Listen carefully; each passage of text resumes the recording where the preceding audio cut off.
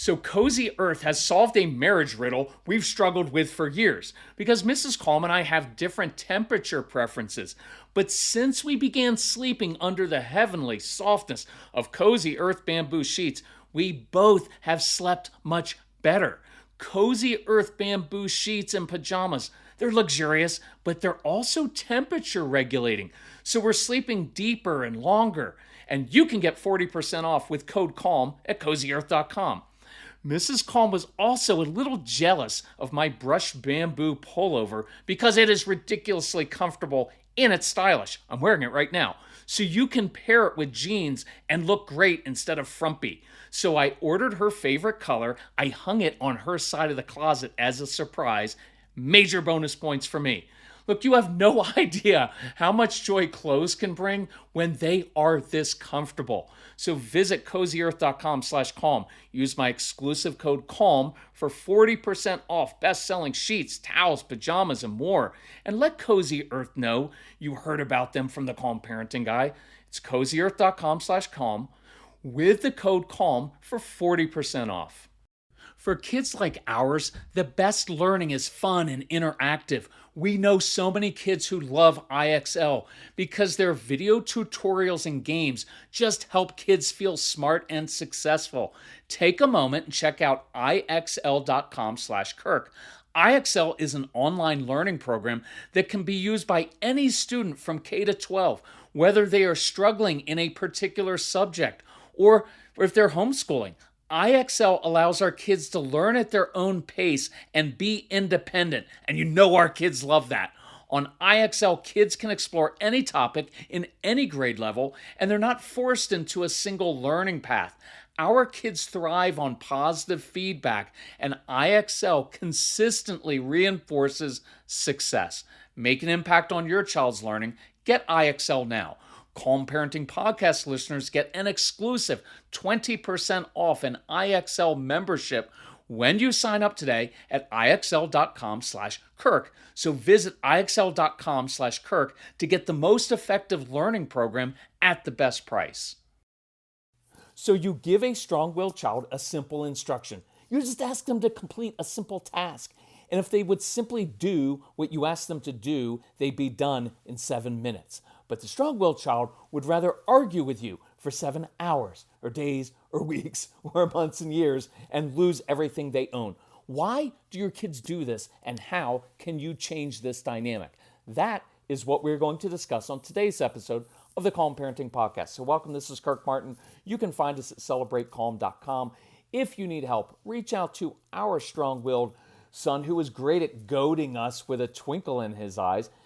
It's Casey, C-A-S-E-Y, at celebratecalm.com. Tell us about your family, ages of the kids, what are you struggling with? We get together as a family, discuss it. We will reply back to you personally, usually very quickly with specific strategies you can use. That's our mission. So you've got a child who will purposefully goad you and sometimes makes things harder on themselves rather than simply doing what you ask.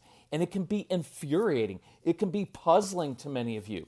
But it actually makes perfect sense if you understand what motivates and drives strong-willed kids. Now, I'm going to go through a specific example, but let's begin with a quick overview of what is happening inside the brain of a more strong-willed child or kids that are on the spectrum. And I recorded a previous podcast on why your kids seek to control people and situations, and that's because the paths or streets in their brains don't always connect, so it causes chaos inside of them. They don't feel in control of themselves. They seek to control everybody else. So now we move on to something else happening in their brains. So we return to the traffic analogy. So let's say that the traffic lights are blinking in this little city inside their brain. Well, when this happens in your city, who do they call in to regulate traffic? Well, that's the traffic cop. In our kids' brains, though, the traffic cop, forgive me for this, has been eating donuts and drinking soda all morning. It's a bad joke, just roll with me. And now this traffic cop has hit his or her sugar low and fallen asleep. And that's because certain areas of the brain have less activity and blood flow. And your kids may not get enough dopamine, causing the brain to be understimulated. This often leads to inattention. So that's part of what's going on. Your child's brain is understimulated. So with an understimulated prefrontal cortex, what need do our kids have? And remember, all behavior is driven by trying to meet needs. So if we understand what the root need is, we can meet that need proactively. That tends to change the behavior. So your kids have a need for their brains to be stimulated. Think about the medications that some of your kids take. What are they? They're stimulants. They're waking the brain up. And that's why we spend so much time, especially in the ADHD University program, showing you how to stimulate your child's brain naturally using movement, music, and rhythm so they can focus and process information more effectively. So definitely go through that. It's part of the Calm Parenting podcast. So here are 10 symptoms of an understimulated brain. These are some things your kids may struggle with. Your kids may struggle with focus and attention, especially on subjects that don't interest them. Your child may chew on his or her sleeves, their collar, pencil erasers, anything they can get in their mouth. Transitions can be difficult. Some kids talk a lot. They interrupt you. They blurt out in class. A lot of your kids have a lot of energy. They do things the hard way and they procrastinate. Because just think what procrastination is. If I put something off and wait till the last minute, well, now I might get in trouble. Now I only have a little bit of time left. Well, what happens? It sends blood to your brain, and that actually helps you focus. By the way, that's why kids often lay off the sofa upside down. Some of it is a sensory vestibular need. Some of it is when you're laying upside down off the sofa, blood flow rushes to your brain. Guess what happens? It helps with focus and attention. That's why I like doing homework upside down, or quizzing kids upside down, having a hard talk upside down. It's really hard to yell at your kids and lecture when you're actually lying upside down off the sofa next to them. It's a really cool thing, actually. Your kids probably struggle with impulse control.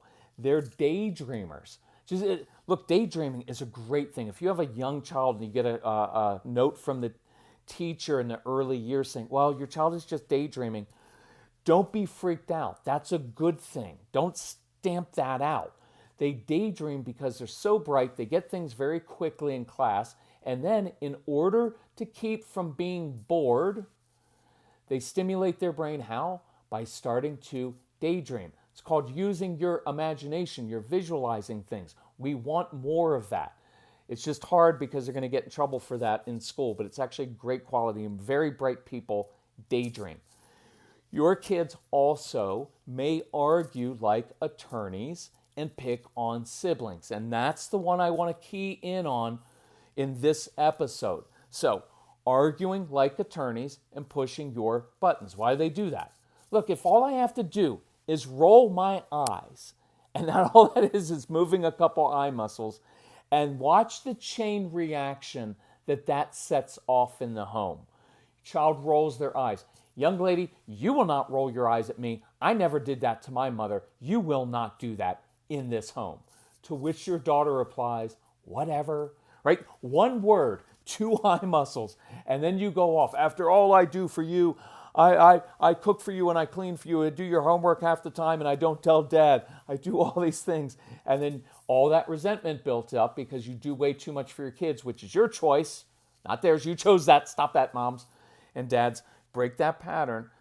What happens? You start getting upset. Then what happens? Well, your husband hears that. And we as men, there's one thing that scares us more than anything else in this world, and it's our wife being upset because we barely know what to do with you when everything is okay, but when you're upset, then we feel like we need to fix it. So dad marches into the room and he starts yelling at the daughter. Why? Because she upset his wife. And now the wife has to switch and now jump in and mediate between the daughter and the husband. You've been there.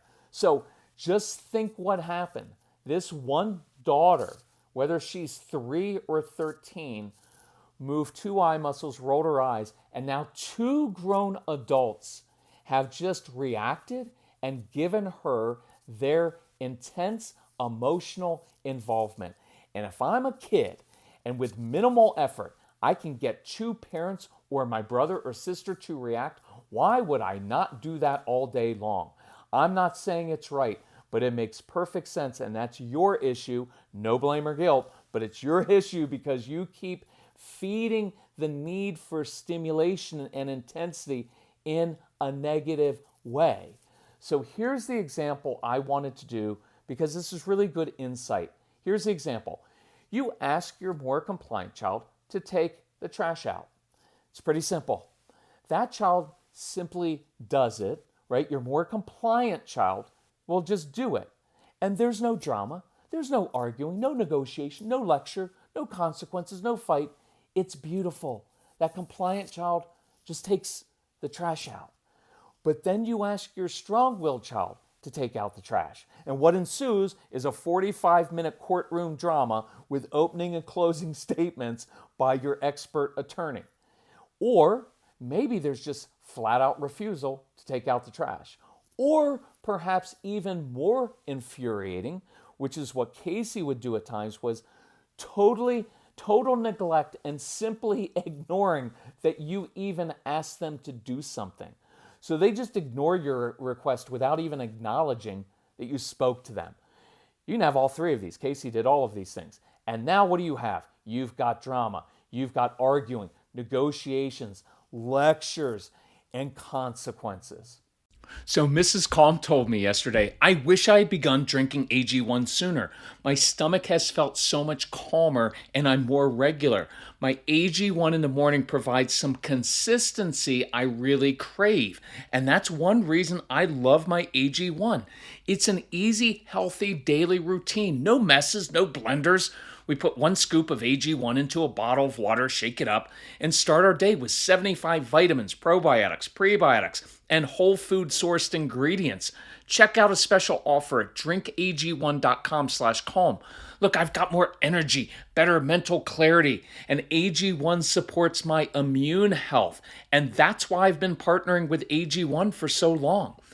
Be an AG1 couple like us. AG1 is offering new subscribers a free $76 gift when you sign up. You'll get a welcome kit, a bottle of D3 and K2, and 5 free travel packs in your first box. So check out drinkag1.com/calm to get this offer.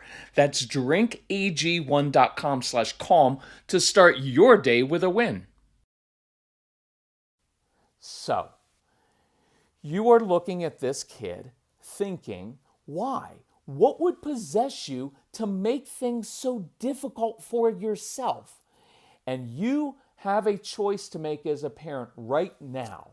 Now, before we get to your choice, I want to fully explain what is going on inside your child's heart and brain so you can make a fully informed choice in what you do next. Here is what often goes through your child's brain, even if this is kind of subconscious and they don't even know they're doing this. Here's what they're saying. I know I will lose my screens for a few days, but it's worth it. That stimulation and intensity from you as my parents is so appealing, so predictable. Key in on that one. It's so predictable, isn't it? It's so satisfying, even addictive, that I'd rather just goad you than do what you ask. And I know it would be easier if I just did what you ask, but it's far more interesting to provoke you and sustain a power struggle or an argument, especially to see your reactions because I know what they're going to be. Remember that predictability. I know what they're going to be, so I'd rather do that than simply do what's been asked. You tell me to take out the trash. What's the upside for me? I take out the trash, fine, but that's boring and I hate doing little things like that for you. Although I'll happily do it for a neighbor or other adults. But with a simple shrug of the shoulders, a smirk, a rolling of the eyes, I can provoke a response in the grown adult in the home. And you have taught me, Mom and Dad, by your previous 7,300 reactions, that by moving 2 eye muscles, I can control your emotions, your words, and your reactions. And now I am in complete control. See, the upside to not listening to you is way greater for me, and with downside or consequences that I don't really care about. Who cares if you take away my screens? But think about the upside. I now get 45 minutes of your intense emotional involvement, because then you put your phone down, you march into my room, you yell at me, you engage in an argument with me, and I read that as being important enough for you to care about. Now, if I've been adopted or in foster care, I don't even really know this, but this is what's driving me inside. I associate your intensity with connection. I just don't differentiate between negative and positive intensity. Any intensity that I get means that I'm not neglected and that I'm important. So whether you're angry at me or happy with me doesn't really matter, because what my brain and heart register are this. It means that you cared enough to yell, because apathy would be way worse. Plus, when we're arguing, I get to actually use some skills that I'm good at. See, at school, I'm not great at sitting still all day, listening to someone talk about things I'm not interested in. I'm not great at following through on directions and lining up in proper order to march off to the cafeteria. I'm not always great at school. But when I get to argue with you, guess what I get to do? I'm using my critical thinking skills, my strategic thinking. I am marching you all over this chessboard because I can anticipate what you're going to say and do. And then I can manipulate or persuade or influence your emotions and actions. That's really interesting to me. That stimulates my brain. That's a challenge. And then I have to think, how much can I push you without getting into too much trouble? Because now I've got to read the situation. I've got to know what kind of mood you're in, what kind of argument you just had with mom or dad. And this is also a little competitive. And I want to win at this. I'm not always good at playing board games. Man, I can win this. And sometimes I feel a deep resentment towards you because you've never really understood me. And sometimes you've just made me feel like I'm a bad kid.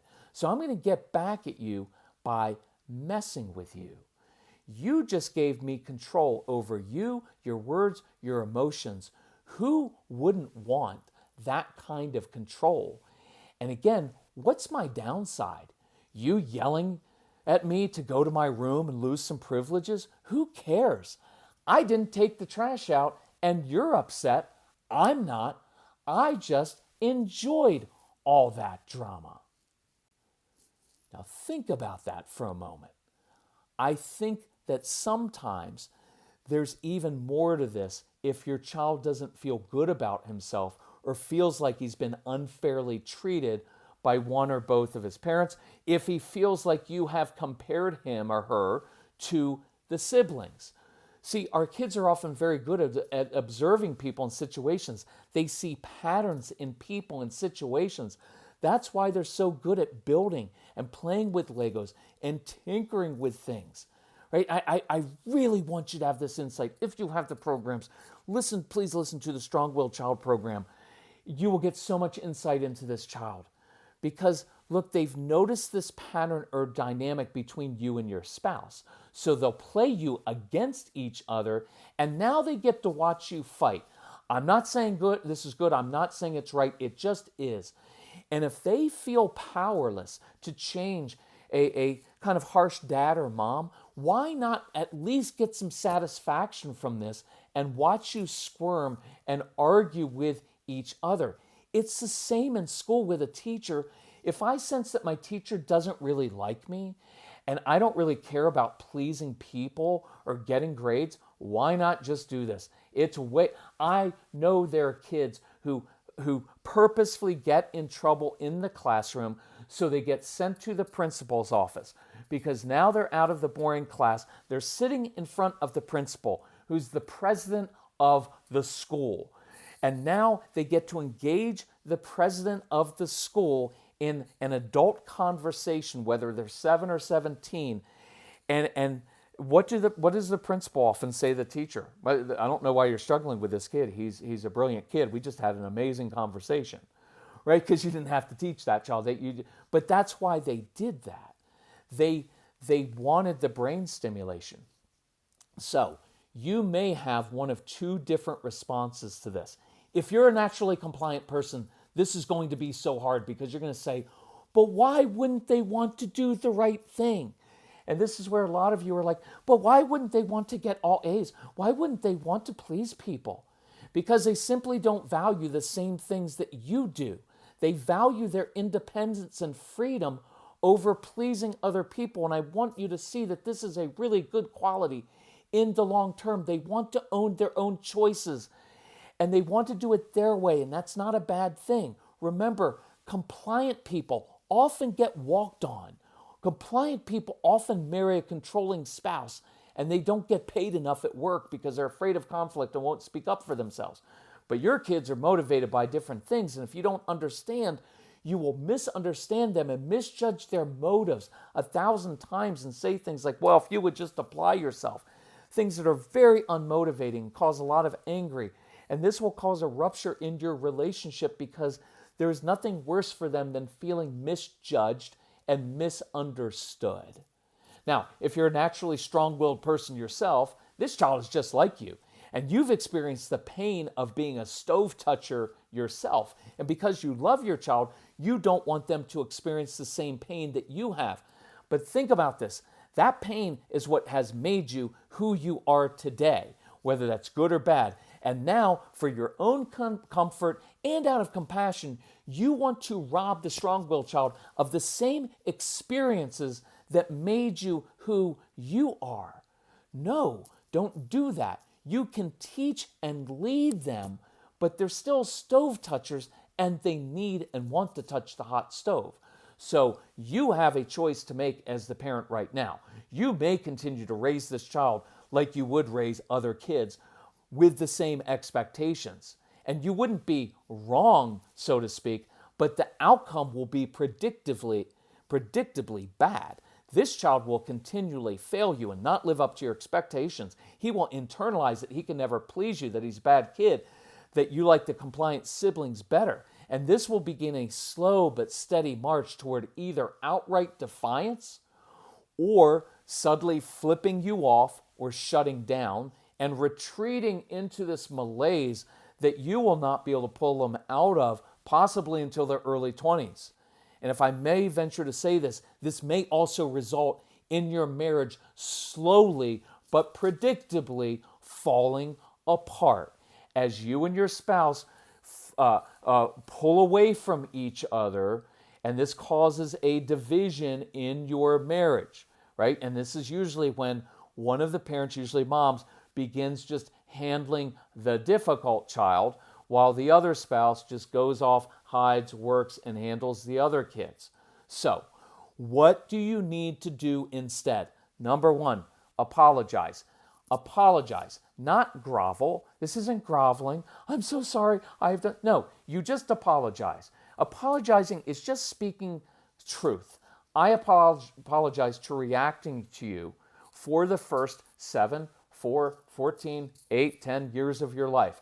I apologize, son, daughter, for leading you to believe that you're in control of your emotions because you react, you provoke me, and then I react to that.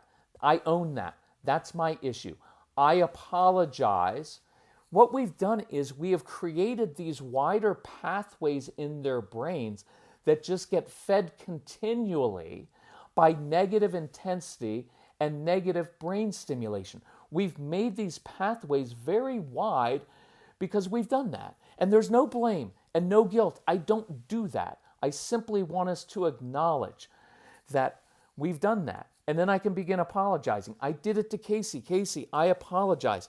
For the first 9 years of your life, I led you to believe that you were in control of my emotions because every time you reacted or didn't do what I said, every time you disappointed me, I reacted and I gave you intensity and I taught you that the best and easiest and quickest way for you to get my intensity, my attention, even my love, was for you to do something wrong. And I apologize for that, son. That was wrong of me, and I'm going to change that now. That's just speaking truth. And so I did that. And then here's the second thing. Learn to control yourself. Control your reactions, your body posture, your disappointment, that shaking of your head that I used to do, your anger, your control issues.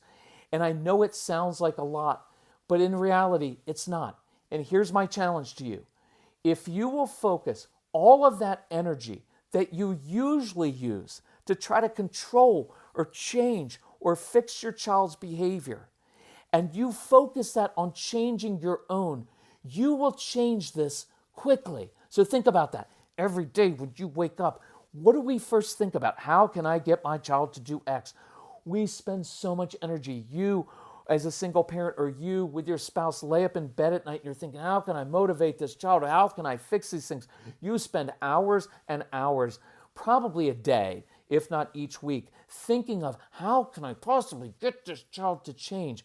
And if you will instead put that same energy into changing your own emotions, dealing with your anger issues, your control issues, I promise you that will begin to change very quickly. You will become a new person that you and your spouse and your kids respect. You'll begin breaking generational patterns. I encourage you, go through the 30 Days to Calm program, because we will get this done. We will work through your triggers. We will break these patterns. It will change everything. Look, I kind of want to end the podcast right here, because this is what I want you to focus on this week. Obviously, after we get that done, what do? We're going to change the dynamic. We're going to give your kids positive intensity proactively, affirming your kids for things they're already doing well. We're going to learn how to spark what really motivates them, not you. But those are each podcasts in themselves, and I want to keep this short, focused. So this week, if you need, you don't have to apologize out loud, but I think it's a good thing to do. And I think it's speaking truth and honesty. And there's also accountability. I apologize. I'm going to work on controlling myself instead. And then let's do that for this next week. Let's focus on simply controlling yourself, not reacting. Listen, if you can't listen to this podcast daily, go over it again and again, right? If you have the Calm Parenting package or the Get Everything package, go through the ADHD University one, the Strong-Willed Child program, and the 30 Days to Calm first. Listen, they come right on an app. You listen to it daily. It will get it inside your head, inside your heart, inside your spirit, and it will begin to change you from the inside out. So take that energy you've put into changing your child and instead put that into changing yourself. This is actually life altering. It will change you for the rest of your life. And I know you can do this. Why? Because I'm a dopey dude and I did it. So if we can help you, let us know. Reach out to Casey at celebratecalm.com. Let us know if we can help you. If you need help with the programs, if you need help financially, reach out to Casey. He'll help you out with that, okay? Because that's what we're here for. Hey, love you all. We'll talk to you soon. Share this podcast if you found it helpful. Thanks.